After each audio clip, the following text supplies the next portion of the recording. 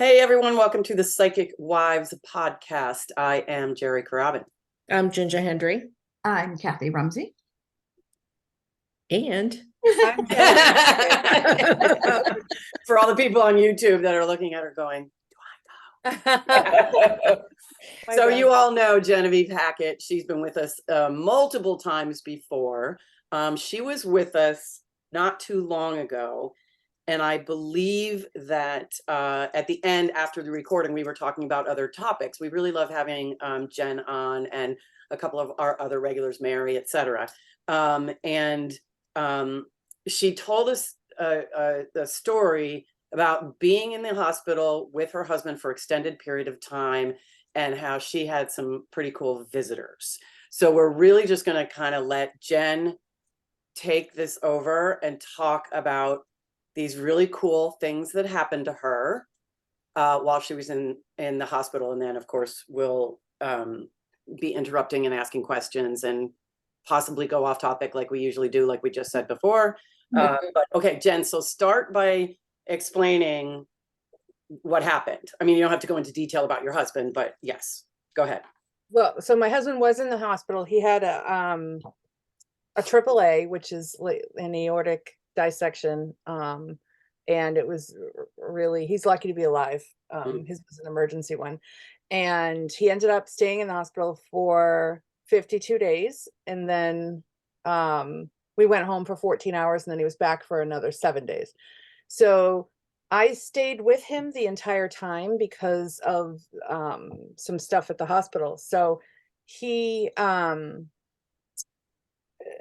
he was in a coma when he first came out of surgery. He was in surgery for like 10 hours and it was a medically induced coma. But while I was sitting there, my stepson was with me, who also has the gift of sight. That's what we call it.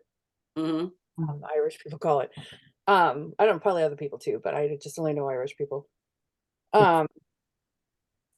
Anyways, so we were sitting there and I had my hand under my husband's hand because his hand was warm and that was what was giving me comfort at the time because he wasn't moving and these things sticking out everywhere. And my stepson said, Jen, grandma's here. And that would be my husband's mother. And I said, I know, I can feel her. And he said, I can see her. And I said, that's really cool. Sometimes I see, sometimes I don't. It just depends. So I was like, that's really cool. I'm like, is she saying anything? And he's like, no, she's just standing there and she's looking at dad. And I said, okay, awesome. Well, hi. Yeah. I mean, I could feel her and it was good and whatever. And then we just felt her the entire time we were there. And sometimes we'd see her, sometimes we wouldn't. But what ended up happening was from there, we started to see other people. There was a lot of other family members. And then throughout the stay, there was spirits that would come. I remember this one male spirit that came in and really wanted me to go talk to, I think it was his daughter, and tell his daughter like that he's there and try to offer comfort and all this stuff. And I don't just walk up to people and be like, oh, hey, yeah, mom is here. Or Not like Teresa Caputo or whatever. Yeah, I just don't. I think it's invasive, so I don't do it. I have no idea. Maybe this girl doesn't want to talk to him. I don't know what their relationship was. So I'm like, you know what? If just be around her and she'll feel it. And if you still want to talk to her, guide her to a medium. So that once that happened, it opened the floodgates. So we were in a big hospital in Boston, and it just kept happening. And then when the residents would come in, because most of those hospitals are teaching hospitals, their people would come with them and be like, tell her I said hi, tell them I'm proud of them, tell them this. And I'm like trying to focus on what they're saying for my husband. And so I'm like, oh, okay. I want to interrupt for a second because this is interesting, because I know Kathy and I studied for a bit under Joe Shield. And I remember being in one of my first classes with him or something. And I guess he touched on, and other people have touched on this as well, about how, what if there's no one coming through? Like, what if there's no one coming through?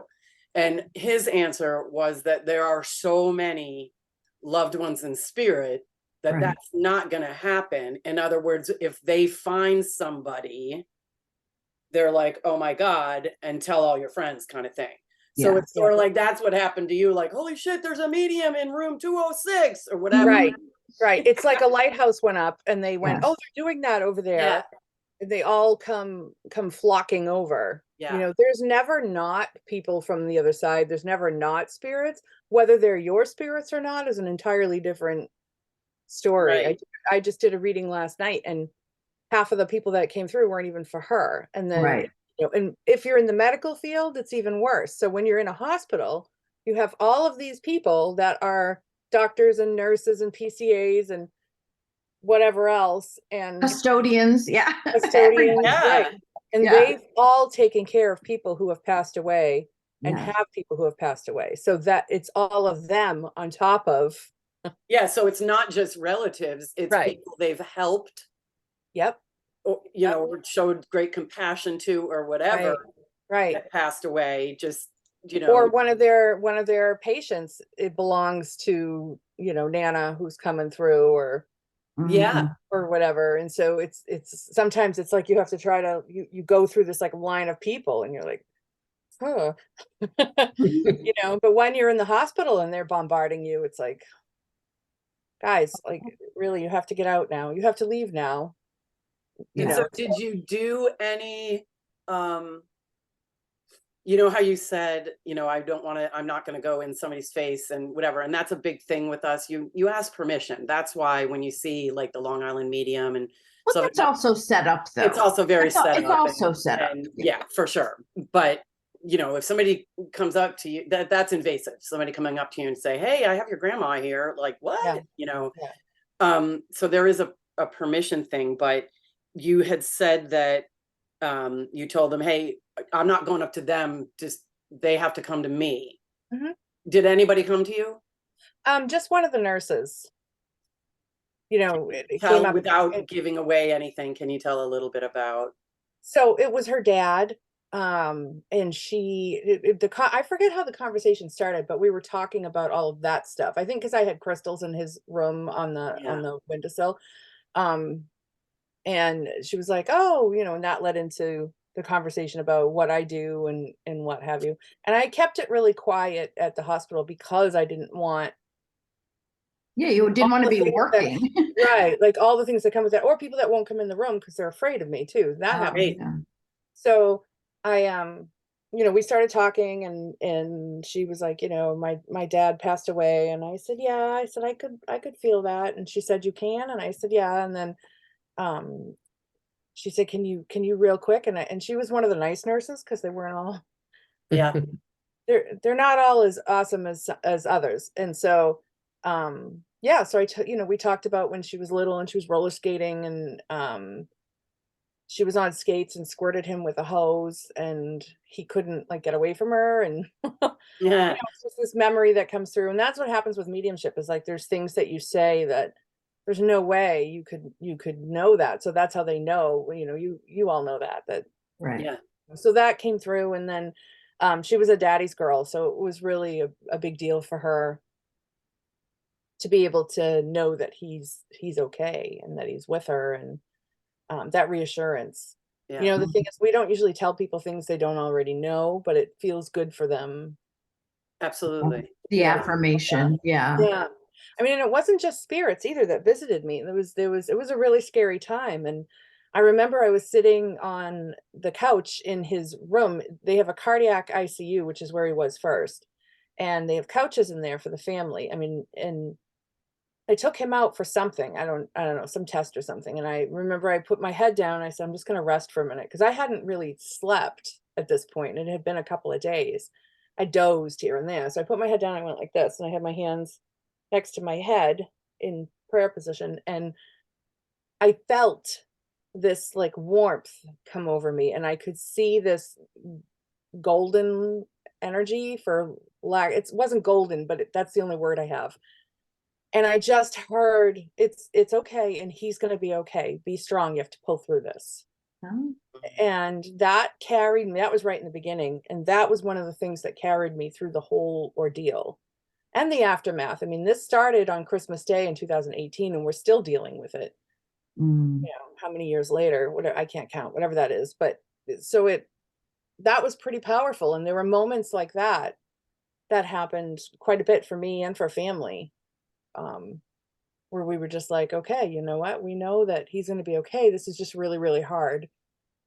And really, you know, we have to be the strong ones. And he was always the strong one. So, you know, to have that role reversed and to see him like that, and then to, you know, I could feel that when I was like teaching him how to eat and teaching him how to, you know, go to the bathroom and like all those things. Like Yeah. it was really, Yeah. it was humbling and powerful. You said that, okay, so you did say before that you did feel some negative Hmm. energies. Can Yeah. you touch on that a little bit? Well, there are lower vibrational energies that the greatest light attracts the greatest darkness, and the darkness feeds on the light. And so there are things that will go around looking for things to feed off of. If someone who's normally a higher vibration isn't in that space, they'll be there to feed off it, to make it worse, to that sort of thing. And it was interesting. I have this friend, and she came in with sage, and she said, you could just light some sage and burn it. And I said, this is like ICU. You can't burn sage. She's like, just do it when they're not in the room. I'm like, but there's oxygen. Like, you can't set things No. on fire. Here, my lighter. Yeah. Yeah. So finally she was just like, no, don't worry about it. So I just, waited till she left, and I put it out, but I didn't burn it, obviously. So I had to do some like real energy work. I used a lot of Reiki to cleanse the room and to keep it cleansed, and Right. and to get rid of that stuff. And then, as things progressed with him, and there was a lot of ups and downs, there was a lot of using energy and having people that are close to me help, that also are aware of their gifts and are energy practitioners, help to keep it cleansed, to keep it clear so that he could heal. um so, and it's weird. It's like they look like little shadows coming in. They look like almost like really big fleas. It's the only way I can describe them. I mean, just awful things. And so I was on the phone with this woman. She's like my second mother. I call her Ma. Her name's Donna.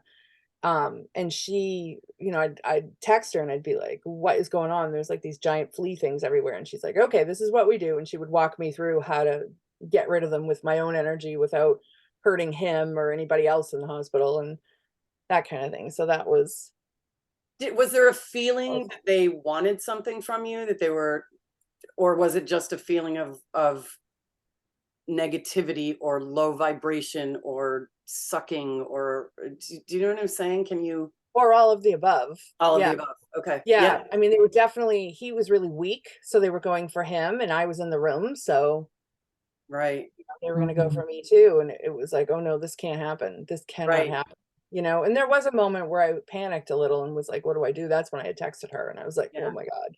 And she's Yeah. like, you know what to do. Take a deep breath. She's like, here's how we're going to handle it. I'll help you. And so we were able to get it out of the room, and then keep that stuff Yeah. out, Yeah. I just had to keep doing the same type of energy exercise every day, which is where I'm blowing out. I call it blowing out, but it's like making a bubble from my core, from my solar plexus, and just maintaining that, keeping that vibration high. It's really interesting because I'm a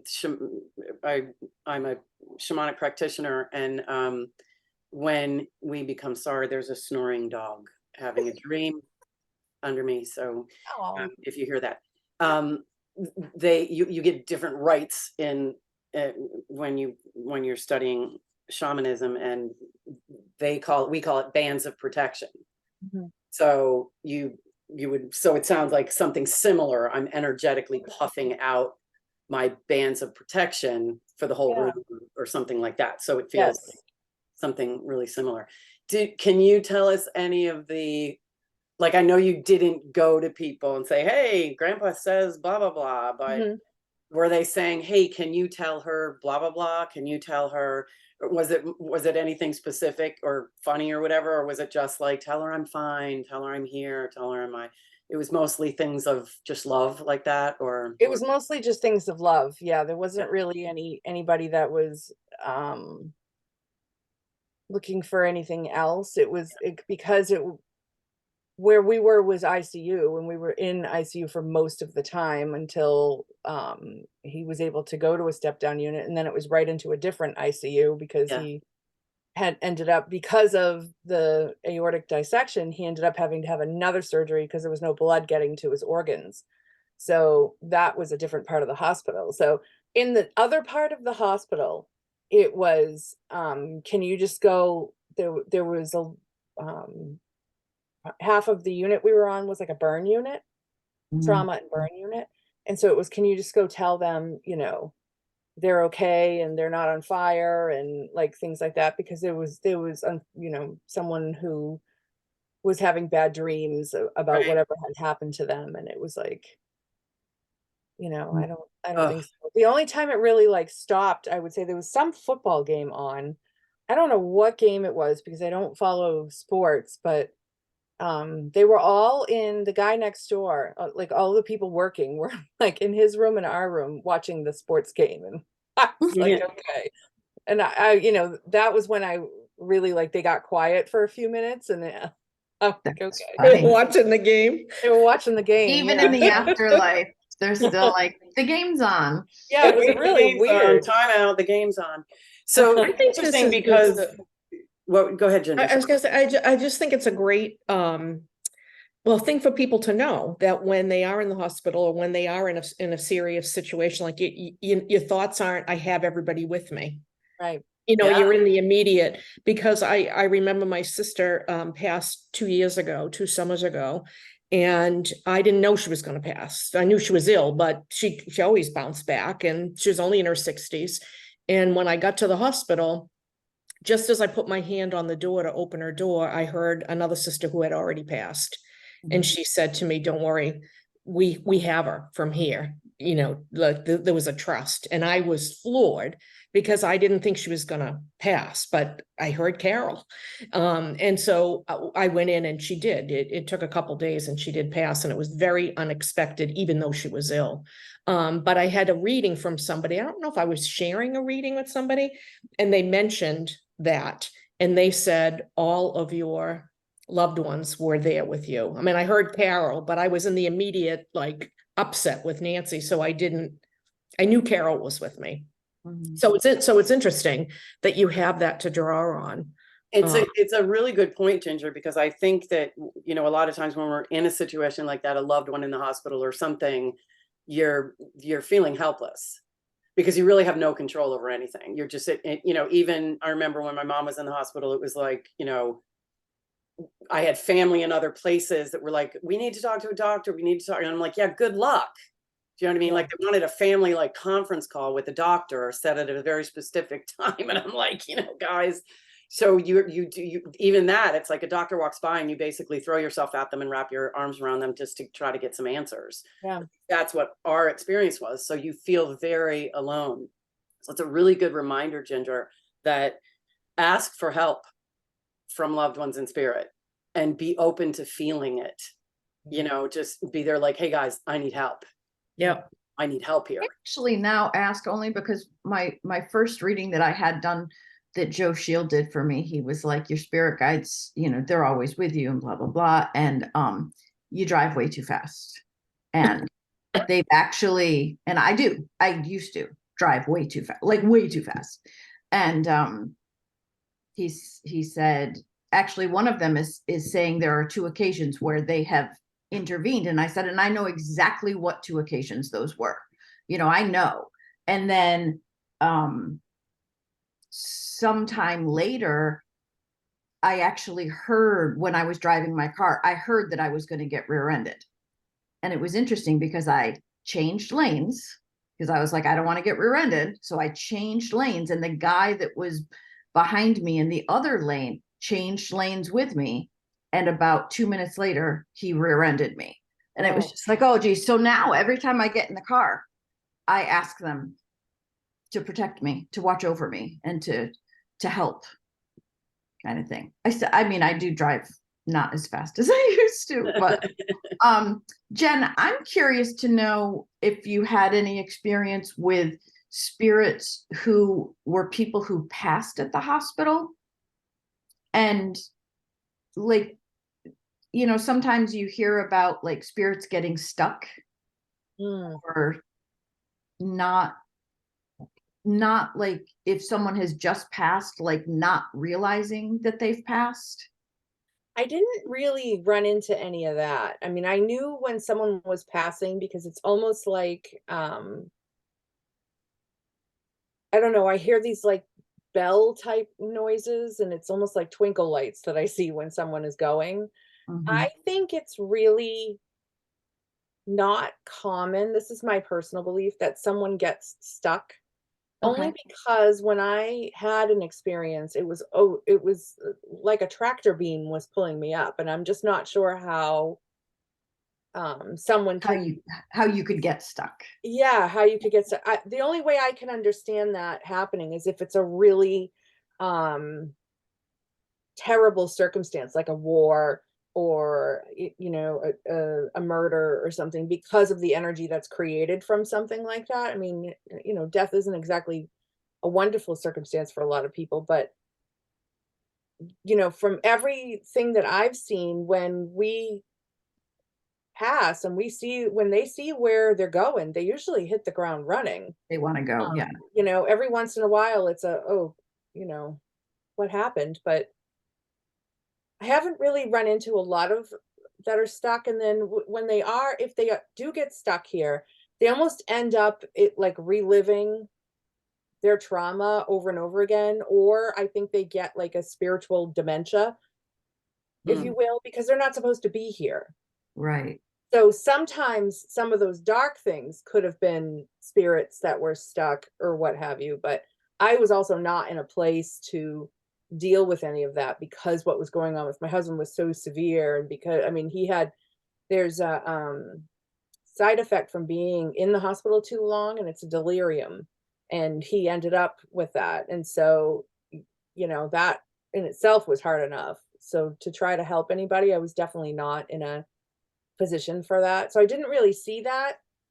Um, I don't know. I don't know if people would get stuck in a hospital. I guess it just depends on what, you know, do mediums go to hospitals just to see if there's Right. spirits, you know? I was Well, you know, thinking, anybody stuck? Anybody stuck? Anybody needs help? Anybody I was thinking maybe they could have an office on the ground floor. Oh, This makes me think of something too. I don't know who it was, but I've heard this story and I've shared this story because there was a lot of, maybe Joe told us, I'm not sure, but there was, you know, I guess there was concern, people that, you know, like, I don't want to be constantly everywhere I go, here's spirit, here's spirit, here's spirit, here's spirit. And so maybe it was Joe, I'm not sure, but somebody told me there was a very successful medium or something. I don't know if it was one of the, again, don't quote me, I don't know who it was, but she decided it was a bracelet or something. So she made a deal with the spirit that when this bracelet is on, and it might have been when the bracelet is off or whatever, but you know, so an example, when the bracelet is on, I'm open for business. When the bracelet is off, I'm not. So that she wasn't getting constantly, you know, like we said before, oh my God, a medium, she can see us, she can hear us, you know, and everybody goes to, you know, because you have to have your boundaries even.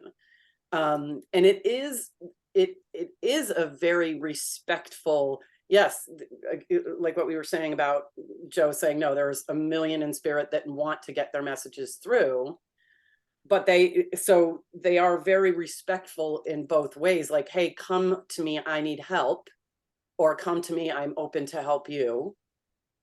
But or also not now.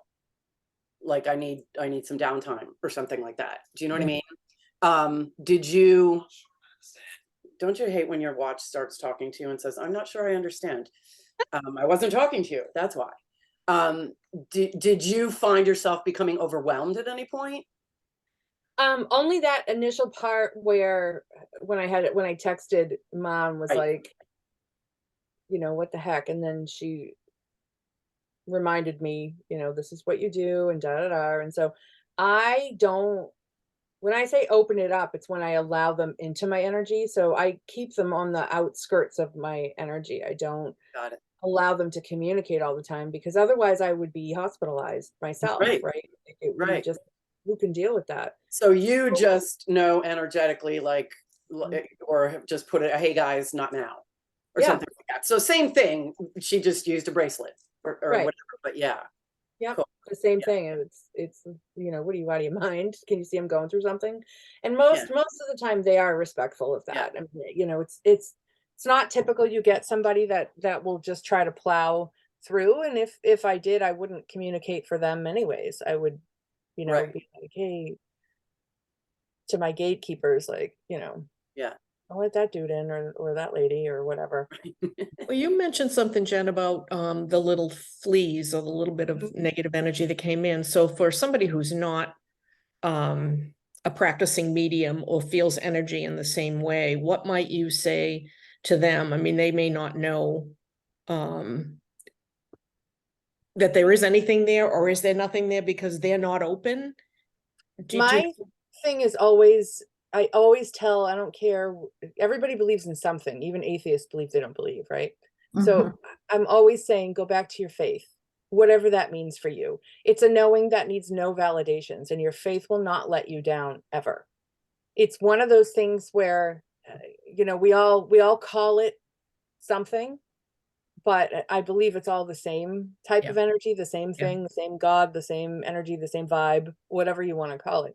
And when you let your faith be bigger than your fear, you will always come out on top. You will always be okay. It always works out. It just doesn't work out the way you think it will.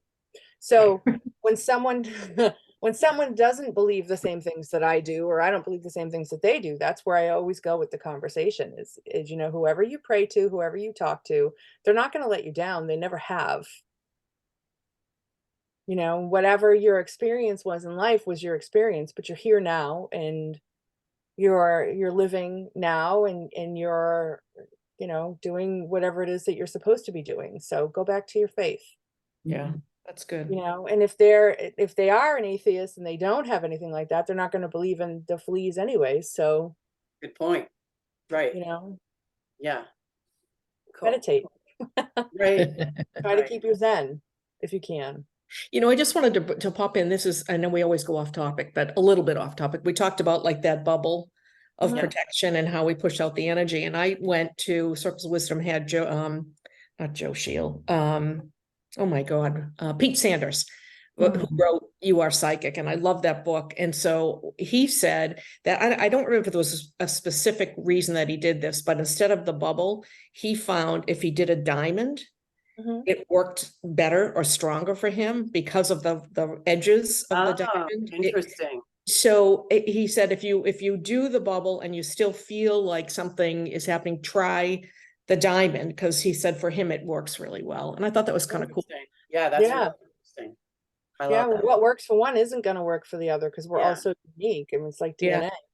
Friend of Right. mine, my Reiki master taught me, she does an M&M shower. So, you know, like the candy coating on an M&M, Yep. like that's her, she takes the shower in the candy coating on the M&M. That's what works for her. Do you know what I mean?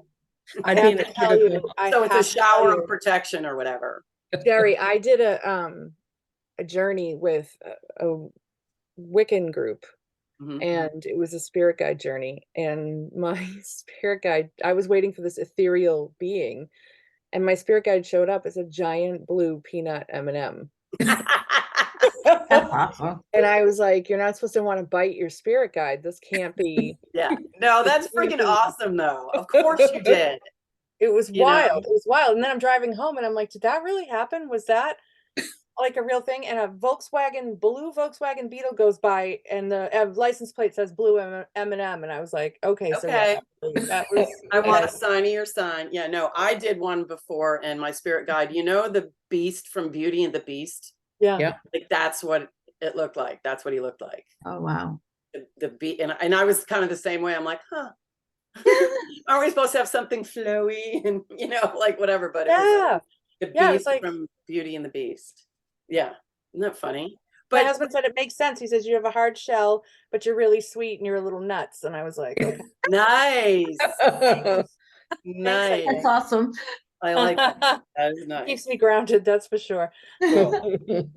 Right. He actually, it was interesting when we saw his mother, when his son and I saw his mother, when he was on the table, he actually did die 4 times when they were operating on him, and we didn't find out till we got the paperwork that had happened that many times.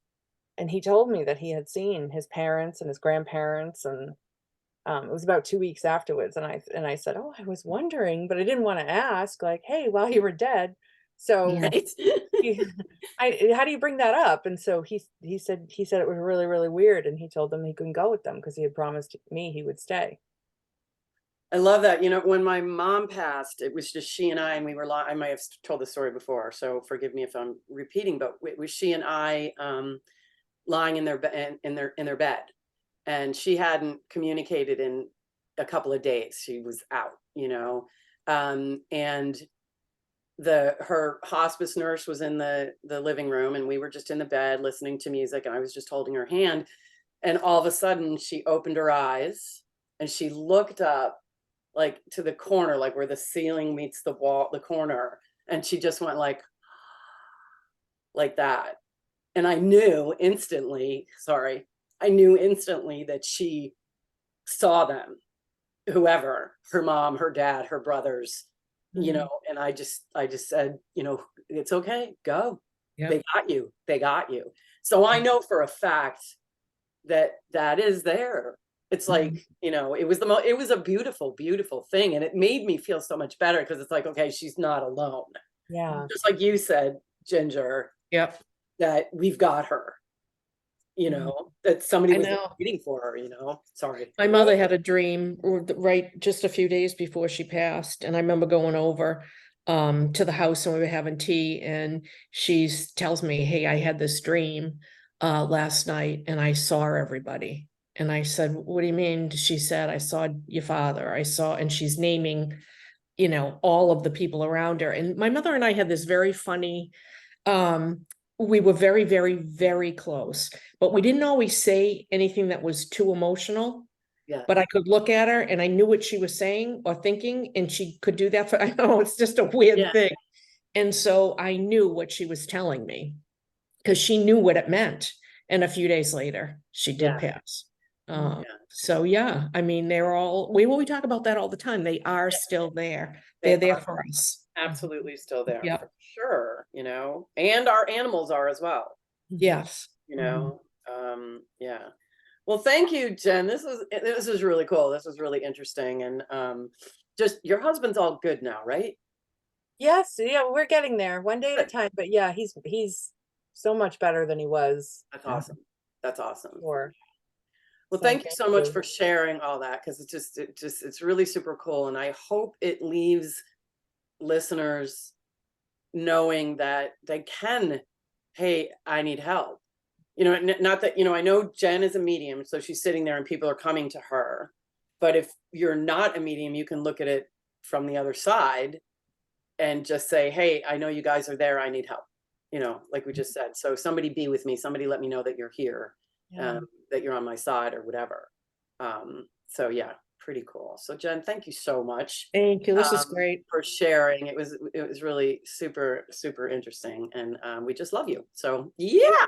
Love you too. Thank you. Thanks everybody for listening. You know where to find us, psychicwives.com, Psychic Wives on Facebook, blah, blah, blah, blah, blah. You know, all the things. Yeah, until next time. Be well and be kind. Thanks everybody. Bye. Bye. Bye.